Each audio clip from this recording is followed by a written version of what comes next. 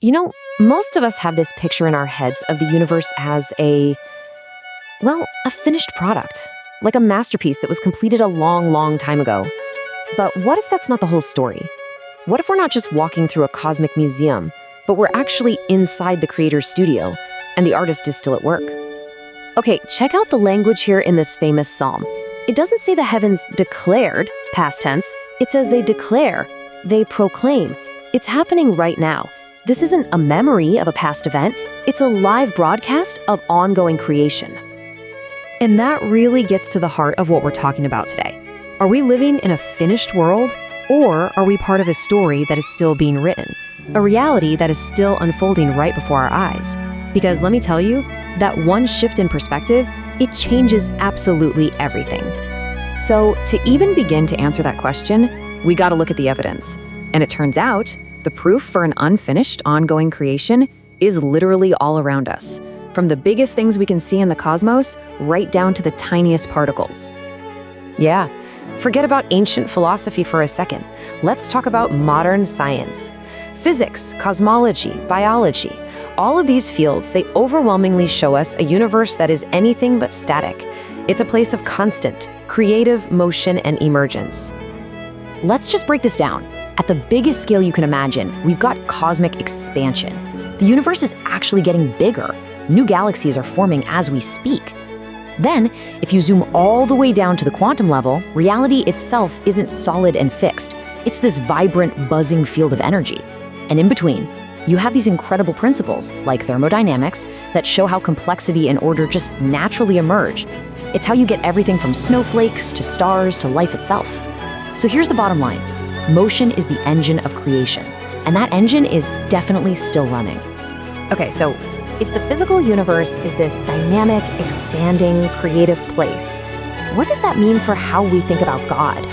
I mean, you can't really use a static, finished doctrine to describe a universe that's constantly on the move, right? It feels like it's time for our theology to catch up with reality. So you really end up with two different models. On one hand, you have this idea of God as a kind of retired architect. You know, he built the house, wound up the cosmic clock, and then just walked away. On the other hand, you have the idea of God as a living, active creator who is right now, in this moment, sustaining and expanding his creation. And honestly, all the scientific evidence we just saw points straight to that second view. And this isn't some new idea we just came up with. Listen to what Jesus himself said.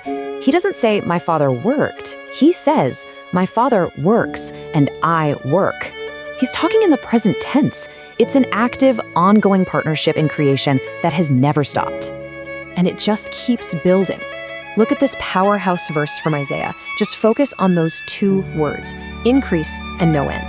That is the language of eternal expansion, not stagnation. It's describing a reality that was designed from the very beginning to just grow and unfold forever. All right, so let's bring this down to a more personal level. If the universe is expanding, and if God's work is ongoing, what in the world does that mean for our own spiritual journey, for our destiny? Is it possible that our future is also meant for endless expansion? Now, before we go any further, let's be absolutely crystal clear on this point. Salvation is a free gift. It is received by grace through faith in Jesus Christ, period. That is the non-negotiable bedrock of Christian belief. It is how we become part of the family of God. But here's the question we don't always ask ourselves. Is getting saved, is just getting through that gate the final destination? Is that the end of the story? Or could it be just the beginning of a much bigger, much grander journey than we ever realized? And this leads us to a really crucial distinction the Bible makes, one that honestly has been kind of overlooked in a lot of modern teaching. And that's the difference between the free gift of salvation and the conditional prize of inheritance. Think of it like this. Salvation gets you into the family. It's that free gift. But your inheritance, that's what determines your role and responsibility within the family. And the Bible talks about it as a prize, something that's connected to our faithfulness. They are two very different concepts. Just look at that one little two-letter word in this verse from Romans, if. Paul doesn't say that every believer automatically becomes a joint heir. He says we are joint heirs if we share in his sufferings. That if makes our inheritance conditional. Now, this isn't about earning your salvation, not at all. It's about qualifying for a greater glory and responsibility. So what exactly is this inheritance? Well, the Bible is surprisingly specific. We're not just talking about getting a harp and a cloud here. It talks about reigning with Christ, receiving actual authority, gaining different crowns, and even having different degrees of glory. Paul literally compares it to how the sun, the moon, and the stars each have their own unique brightness. That doesn't sound like a one-size-fits-all heaven. That sounds like a future of incredible growth and responsibility. So let's try and bring all of these different ideas together. We've got an expanding universe, a God who is continually working, and this biblical idea of a conditional inheritance that goes beyond salvation. So how do we complete this picture? Well, first, and this is so important, if you believe that salvation comes only through faith in Jesus Christ, you are absolutely 100% right. That truth is the foundation. You are not wrong. But what if that foundational truth is just the starting line, not the finish line? What if that saved and done model, while true, is actually an incomplete picture of the incredible upward journey the scriptures are inviting us into? You can almost see the path laid out here. It starts with salvation. That's how you're brought into the family. From there, it moves into a deeper covenant relationship where, through faithfulness, you can qualify for an incredible inheritance of rewards and responsibility. And the ultimate goal? Well, the ultimate goal is what Paul calls becoming, being transformed from one degree of glory to another.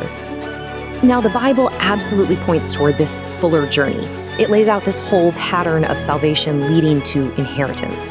And some religious traditions believe other scriptures are meant to build on this very foundation.